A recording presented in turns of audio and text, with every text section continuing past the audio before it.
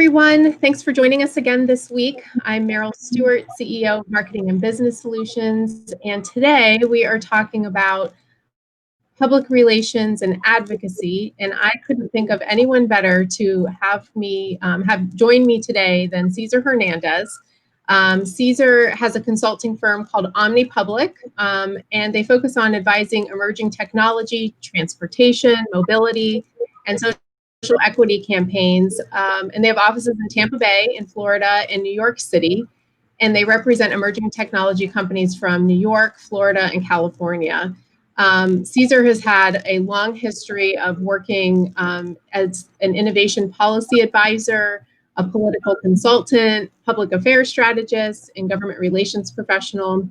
And I think he's probably most widely publicized role to date involves his leadership in working with regional governments, advocating for the safe deployment of new technology concepts and ideas.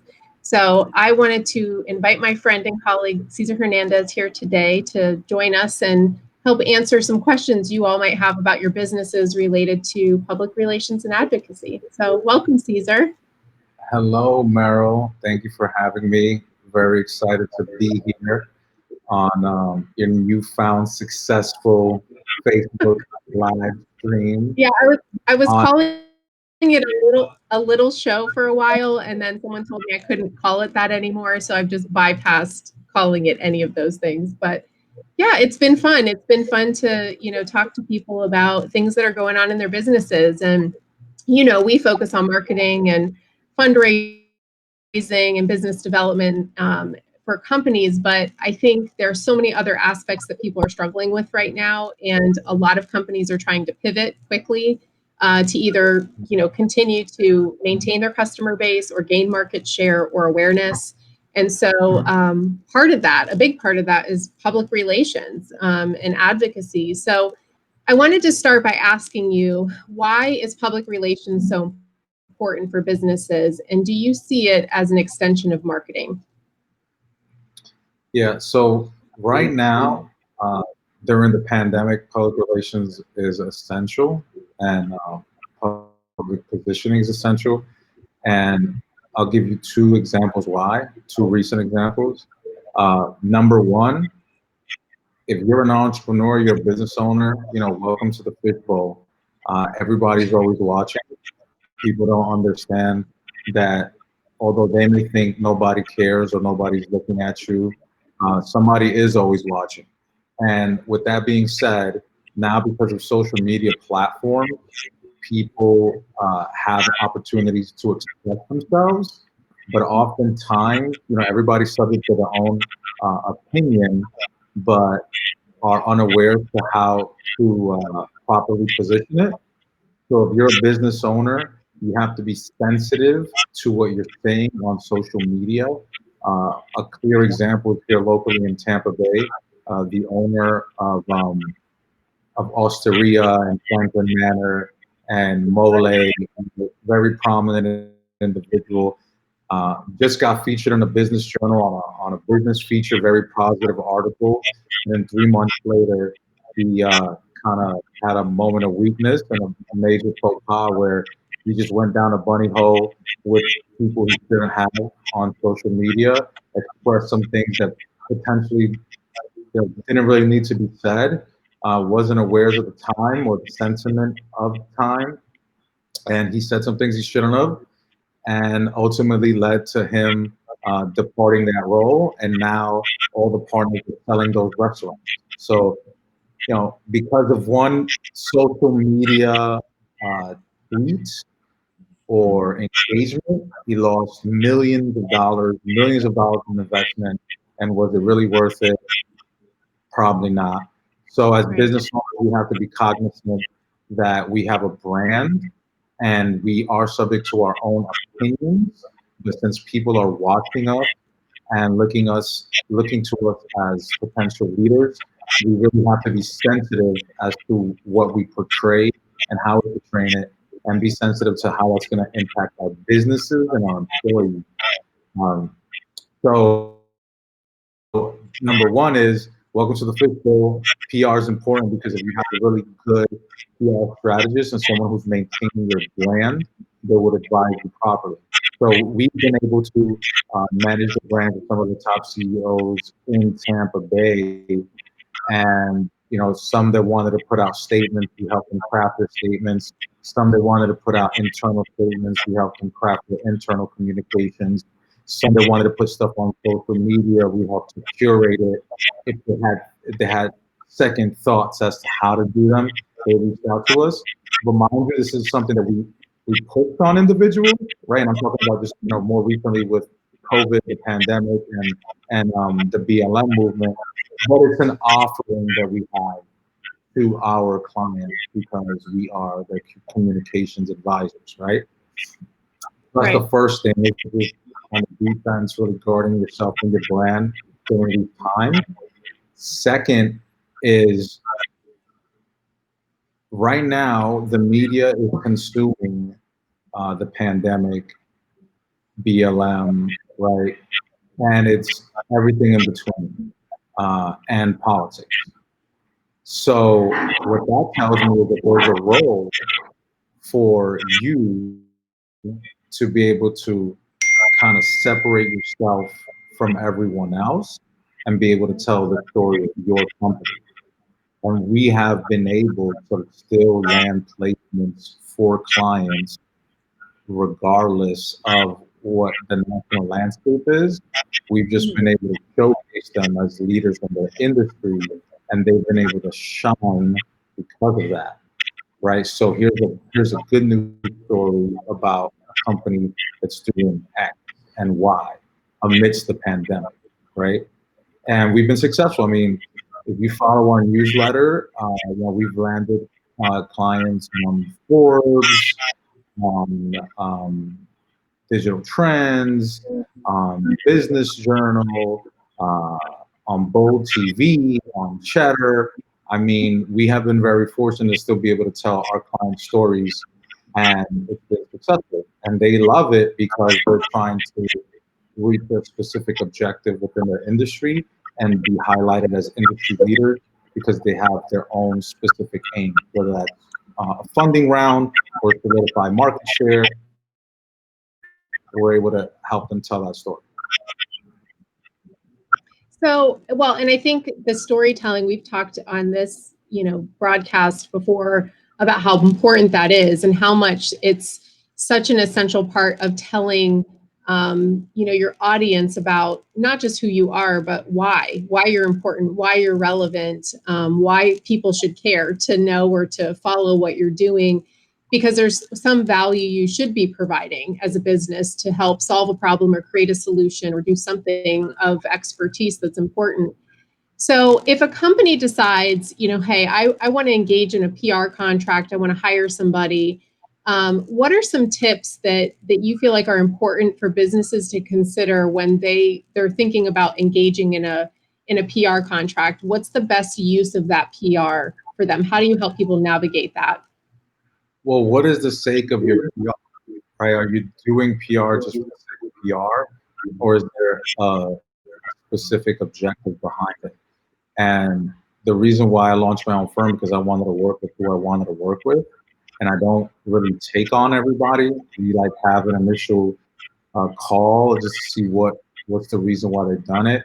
And I've fired clients in the past, right, where I just don't feel that it was worth it anymore.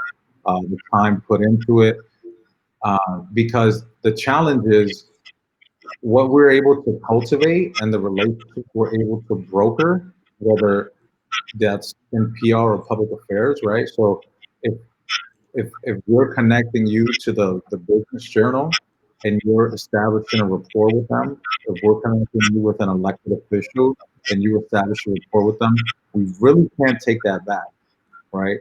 So we're brokering these relationships that we have that have essentially been cultivating for a decade so that you can come in and so that we can facilitate that interaction, right? And those individuals trust us to be giving them valuable content, whether that's in public relations or in public affairs or government relations, right? So the first thing is why do you want PR, right? And if you do want PR, what is the aim? So most of our clients either would want to work with government, so they want to establish credential within the media to tell their stories so that it breaks the ice before they meet with that public official. Uh, Another type of client is a startup that is looking for potential funding. So they would ask us to help them build their credibility so that they can position themselves to go after funding, right, in strategic placements. The next type of client that we have is someone who's in a very crowded industry and wants to grab market share and raise their potential in that market uh, amid a very crowded field, right? And we do very good in those pockets, right? I would say like a fourth thing that we do when I'm very choosy with who I work with is thought leadership, right? And that's working with entrepreneurs locally that it doesn't really matter what their businesses are, but they want to solidify themselves as a leader in the ecosystem. Right. Um, so, for example, like we worked with Roberto Torres. He was my first client at the Blind Tiger Cafe. You know, and coffee was important to him, but being a good business leader was the most important thing, right? So we helped with that very early on. Another one is Immertech, right? They're probably the top startup in the state of Florida. Another one's Morphogenesis. Dr. Pat Lawman has raised over $47 million and is trying to cure cancer. And so she's going to be on Clinical Leader next week.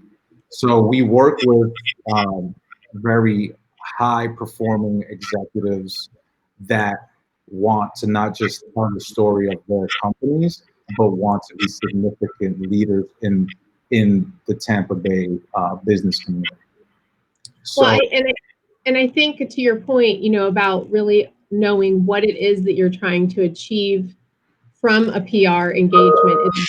I mean, it's really, like any other, expertise or consultant that you hope people would bring to the table is to really be thinking about what do I need or what do I lack or what expertise can I leverage that, either I don't have the ability to hire or it just doesn't make sense because the time frame in which I need that expertise requires me to look outside of my internal organization. And I know for us, I mean, you and I have worked on, one or two projects together and really helping businesses really define what those expectations are, help us as professionals be, better at what we do because it's laser focused, right? You know where you're going, you know what the objectives are, the outcomes that you're trying to achieve are very specific.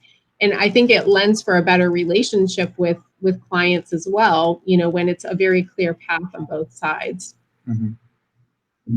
So how do you talked about spending decades, building relationships with the media and so that when someone does engage you in services that, you already have that rapport with the media. So tell me a little bit about how that relationship process works with the media and how do you maintain relationships with them, knowing that, I mean, I know that there's, a lot of turnover there tends to be in the media industry in general. So talk to us a little bit about, how do you utilize the media to get your point across in the right way for your clients, but then how do you maintain those relationships when there's a lot of changes that happen in that industry? Well, number one, you have to respect the journalists, right? So they're not looking to cover your company or to cover you. They're looking to cover stories that are going to impact the community, right? And that fit within their respective beat. So when you reach out to someone from the media, number one, you have to understand that they're already probably working on the stories. You have an editorial board that they have to report to. And if they're interested in your story, it's a big deal. But the story shouldn't be, hey, cover me, I'm great, look at my company. But it should be, listen, I've been following you, I've been reading the kind of stories you're reporting on. I noticed that you have a keen interest in X. I have a company that does X, and I would value if you would sit down and grab coffee with me so I can describe what we're doing and why it's going to impact this community. Right? So it's not, hey, cover my story. It's more or less, look, uh, we're going to be players in the area. You're a significant journalist, would like to showcase and cultivate a relationship with you about what our company is doing, and you think that it will be a good fit, awesome, right? We would value your story. So you have to understand that the media are journalists, right? Another thing is media is to be respected, right? It's not like a hey bro or like hey dude. No, because the same person, because remember, this is, you're talking to a journalist, and I'll come back to the first thing is with the gentleman that did a big faux pas in tweeting things that he did. The same the same publication that exalted him and did a feature story on him is the same publication that broke the story that destroyed his career. They are journalists, right? Their job is to report the news. Um, so, with that being said, it's not a, you have to respect their position, respect their time, and if they don't get back to you, they're just busy people. Just respect that they're under a lot of stress and trying to educate the public as to what's happening. So the first thing is when you're talking to the media, just respect their position, right?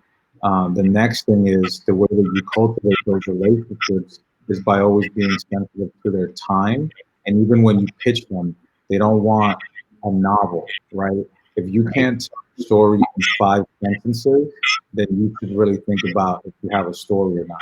They should be able to look at it, see in 5 sentences if this is something that they're interested in. And if you want, you can either attach a press release or embed the press release in the email, but make it known that you understand who they are and what they cover. Like, for example, I don't have any relationships with, there's a really good industry publication called Smart Cities Dive, and I've been following them for months.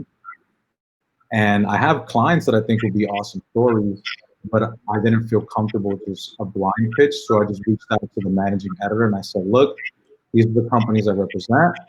I think there will be synergies, but I want to know what kind of stories you're looking for. Right. If you wouldn't mind talking to me for 15 minutes. And I'm meeting with her on Monday, right? And we're going to talk. And the way I'm going to open it is, what do you look for? What do you like? And if I can align myself with your objectives, then I can generate a win. But I'm not just going to blind pitch. Yeah, I think that mutual benefit's really important. I mean, and we've talked a lot about relationships, especially with, but the same thing applies with anyone else that you need to help you get your message across, or that you're trusting your story with. And I think you're absolutely right. I think a lot of times it's easy for those of us who aren't sitting in a journalist seat to have very strong opinions about, how they report or what they're writing about or what they're doing, until we need them. And then when we need them, it's harder to treat them like professionals when you've kind of built up a different persona in your head of what they do. And so I do think that we have to remember that they are professionals. They're in professional jobs, doing a professional job. Uh, but it also has to be that mutual benefit. Whatever it is that I have can't be more important than what they cover. There has to be something that is important enough for them to say, I think this warrants a story or coverage, because it's going to speak to our audience in a way, and it's an important topic or information that our audience needs to see or hear. And you have to think about it through that perspective. It's not just that you have something so important to say and everyone should cover it. I mean, we've had clients, especially on the nonprofit side, that say, well, we just, can you just send out a press release for us? I mean, the media should be picking this stuff up. And it's in explaining it, it's not that simple. If it were that simple, everyone would be writing press releases and everyone's press releases would get picked up. But it really is about, does my material, does my information resonate with the audience that journalist represents? And is it something that, aligns with their values and is something that aligns with mine as a business? So I think that it's really smart that you take that approach, and that's the advice that you give, because it's really how we should be doing business with the media. I also know, you mentioned, people get frustrated when they don't hear back, but they are very busy. If you think about all of the stories that are happening, any type of coverage I've ever done for a client um, or written for, that one thing comes up. Why aren't they getting back to me? Why aren't they talking to me? Why haven't they called? Are they going to cover it? And they're filtering thousands and thousands of stories and material and content, and they've got to find within all of that, a certain number of things that are going to align with their audience to make the 5 o'clock news or make the next broadcast or make the next publication. So I do think we have to be patient with that too, but it is good to ask questions of them to help make you a better professional in pitching stories to them. So No, absolutely. The so what biggest, go ahead. good. No, all I was going to say to wrap up the thought on that is that I have journalists that I've worked with extensively that have delivered cover stories for our clients, right? Like front page on like a business journal, on the Times, or on Trend, right? Cover story that sometime I send a pitch to them and they don't respond, and they won't even get back to me. And maybe 2 weeks later, they text me and they'll say, "Hey, I'm sorry, I haven't gotten back to you. Been so busy." But I don't. You don't take it personal, right? Right. Don't take it personal. They got a job to do. I have a job to do. I'll nudge, but I'm still gonna respect their position and respect, you know, who they are in the community. Likewise with elected officials, right? Doesn't matter how many interactions you have with an elected official, it's not your bro, right? It's not like you don't call them by their first name. So they have an office, and I respect their office. Right. Yeah, I think that the respect that we give each other goes a long way, especially in creating and maintaining relationships much further down the road. So I think it's really important that we have respect for everyone involved. When we talk about advocacy, I think that for most people, I think there's a differentiation between PR and advocacy. I think sometimes the lines can get blurred, but there's a lot happening in the news about different types of advocacy across our country in the political environment, social, industry specific. Why is advocacy important for businesses to integrate into their PR plans? And why is it useful? Well, that's why. So public affairs is really the sector, right? And PR is just a mechanism within public affairs, right? So public affairs would encompass public relations, public outreach, right? Issue advocacy, public policy, government relations. Like it covers all of that. And so PR is just one tool in the toolkit, right? Which is messaging to media and messaging to the media with the purpose of educating the public, right? Now, when you talk about advocacy, if that means someone may want to change laws, whether it's an ordinance at a city level or county level, right? Or on a state level or federal law, right? Now, for individuals, for business owners that want to get into advocacy, it means that there is something happening within their industry that is going to severely hinder them. And the only way to change that is by making a change of the law, right? So, Right. what we have done is said we rep high tech clients. So Bird, right, the micromobility company, their scooter company, Tesla, Hyperloop Transportation Technologies. There aren't laws when we first started working with them. There weren't laws that existed to be able to supplement and regulate their technology. So we had to help and aid government to create the proper policy frameworks for them to introduce their technology, and so that individuals would be able to participate in that technology, right? So introducing technology while being sensitive to the community that it's being introduced to. So with the case of scooters, introducing scooters, but working with the cities to be able to produce the right programs so that we can safeguard citizens, right? But then also working with the state legislature to create the proper policy framework so that that scooter company could be legal, right?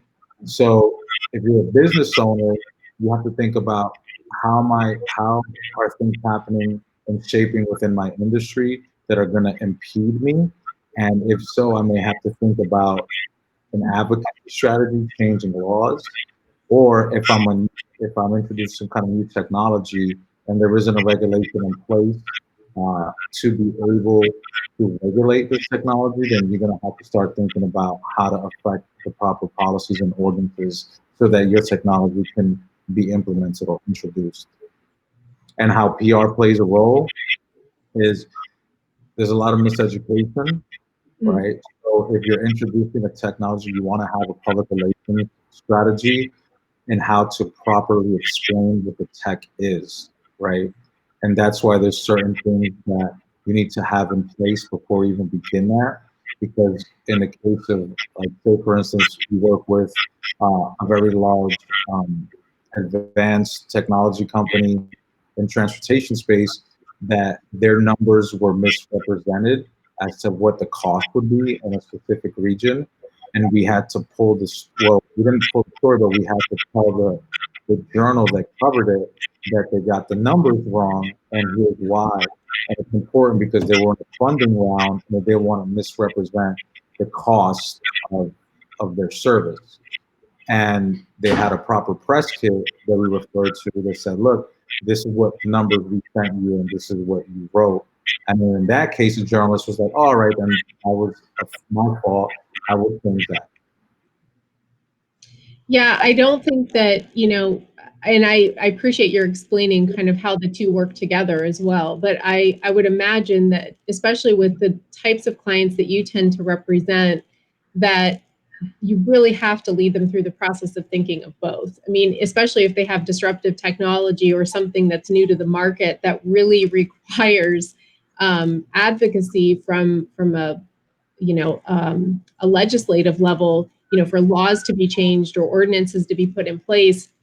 I think that that makes it even that much more important to do public relations, just so that you can educate the public about the importance of it, right? I mean, they're the ones that are going to have to vote. They're the ones that are going to have to help be part of the solution for making sure that in some cases those businesses can even operate in the areas that they're pitching to come to. So, I don't know that most link those two together. I think, that the conversations I tend to hear are, we do advocacy and we're meeting with legislators and we go up to, our state capitol and we talk through and advocate for money in the budget, in the state budget, and for laws to be changed and for, public officials to be more aware of issues that are going on so that they can advocate for change. But I don't know that many clients I know that we've worked with don't even think about the PR elements of really having to then educate the public about the same things that they're educating our legislators or government officials on, so that they're working both sides of the equation at the same time. So I think that that's brilliant and smart. I think that you're lucky, your clients are lucky to work with you and your team, because I know you guys spend a lot of time really working through that with people so that it's meaningful. So is there anything else that you think is important for businesses to know right now? Is there, I know everyone's kind of struggling with these different waves of coronavirus, and we're opening and closing and social distancing and all kinds of things. So are there any other things that you think is important for people to consider as they're telling their story right now? Well, the biggest challenge is going to be that media is hyper concerned on what's happening nationally because it's affecting local. So with that being said, you have to really be able to stand apart from the rest of your competitors, Right. and a proper PR strategy is going to help with that. And a proper PR strategy means working with someone who is knowledgeable and that's going to be able to get you the placements that you need outside of traditional advertisements. Because people are starting to turn off and tune out when they see a traditional ad. It's just the trend that's occurring right now. So you want to supplement your marketing efforts with a good PR strategy. For example, we have a client that is a e-commerce fulfillment center, and they had an affiliate program that they were able to roll out, but we landed them 2 national placements, which referred back to their affiliate program, right? So that was an organic story that would be able to now generate traffic back to their affiliate program. So that's a way that we've been able to work with companies. Well, and I think there's a very direct return on investment, when you implement those strategies correctly. And it's the same, I think with marketing, with any other types of communications. But I think it's important that when you're engaging someone who's knowledgeable in what they're doing, especially around public relations or marketing, that you do define, what that return is. But it's very powerful. We were talking, I think, a few weeks back about, just the shift in how many people are watching online content, how many people are watching everything on social media. And so, to your point about traditional media, people are not watching that the same. Not as many people are driving up and down the roads and seeing billboards. People aren't in their cars as often. They're maybe not listening to radio. There's a lot of things, I think, from a traditional marketing standpoint that either people are missing or not seeing. And really, if you haven't transitioned your message to some form of digital, online, or digital distribution, it's important to do that. But also, as you said, really make yourself stand out amongst your competitors, because everyone's competing for that same space and eyeballs on posts and everything else, much more now, I think, than we've seen ever. So it's really important. So I just kind of wanted to wrap up, and Caesar, you can add any other, kind of last comments. But, Caesar kind of walked us through some really important things today about, really setting some objectives for your public relations strategy, your goals, really understanding what you need before you just run out and pick up the phone and call up a public relations firm, or OmniPublic in this case. But to really think about what you need so that your goals can be defined and plans can be clear. And then really thinking about, as you work through that strategy, how you're respecting the professionals that you need to help you engage in that. So the folks in the media, the journalists, anyone that's involved, public officials, anyone that's involved that really needs to be treated with professional respect, which you would hope as a business owner or member as well, and to work together to a common end that benefits both sides, that is the right audience for your story to be heard by, and that you have a great story to share, that's not just about what you want to say, but really has some value that can be shared with that publication's audience. And then with advocacy, really thinking about, do I offer something, or am I engaging in something or doing something that I really need to change, not just public perception or educate the public, but then how do I, work with our government officials to really advocate for change, to make something better or more available because of the benefits that might bring. So did I miss anything, Caesar?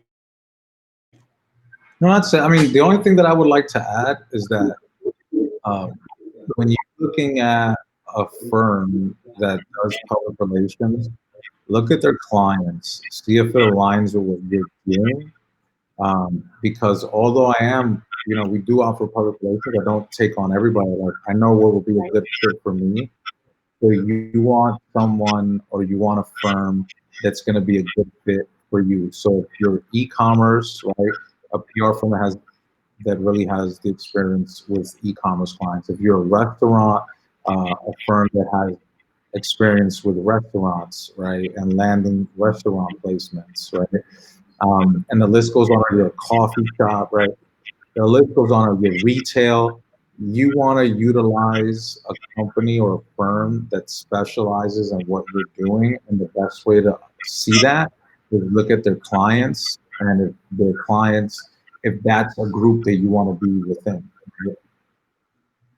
Thank you for that. And no, you're right. It needs to be a great relationship on both sides and leverage the right expertise to help businesses grow. So thank you for joining us today, Caesar. It's been great to have you, and hope you enjoy a great holiday weekend ahead. Absolutely. Well, thank you, Meryl. I appreciate you allowing me to come on your fantastic show. Share it to everyone, Caesar. Well, we'll be back next Thursday for another live broadcast. But in the meantime, if you do have any other questions or you watch this as in its pre-recorded state and you have comments or questions, please feel free to leave those and I will make sure Caesar gets them or I can answer them and hopefully help you move your business in the next direction. So until next week, thanks for joining us.